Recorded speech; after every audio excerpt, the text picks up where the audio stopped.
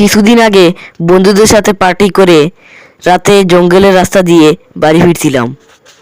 আবহাওয়া অনেকটা ঠান্ডা ছিল। আমি সেই পার্টির কথা এখনো ভাবছিলাম। কিছু দূর আগে আমার সামনে কি একটা দাঁড়িয়ে আছে, কিন্তু বুঝতে পারছিলাম না সেটা কি।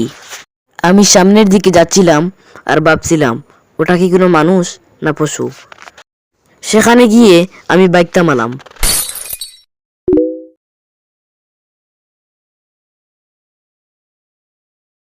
সেখানে একটি মেয়ে দাঁড়িয়েছিল। আমি তাকে জিজ্ঞেস করলাম যে সে এই অন্ধকার রাতে জঙ্গলের মধ্যে কি করছে।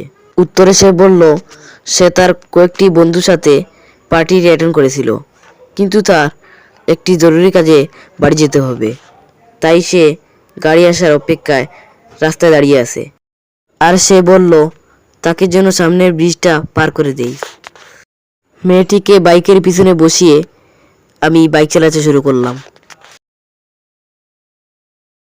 কিছুক্ষণ পর আমি তাকে জিজ্ঞেস করলাম যে তোমার নাম কি। সে বলল আমার কোনো নাম নেই। আমি বললাম মজাক না করে সত্যি করে বলো। তারপরে সে কিছু না বলেই চুপচাপ বসে রইল। আমিও কিছু না বলে বাইক চালাতে থাকলাম। সামনের ব্রিজটা পার হতে না হতেই আমার মনে পড়লো কিছু তো একটা গড়বড় আছে।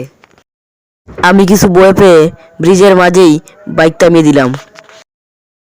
এরপরে পিছন দিকে তাকিয়ে প্রচণ্ড ভয় পেয়ে গেলাম, কারণ আমার পিছনে কোনো মেয়ে বসেছিল না, একটা প্রেতাত্মা বসেছিল। এই দৃশ্য দেখে সেখানেই বেহুশ হয়ে পড়লাম।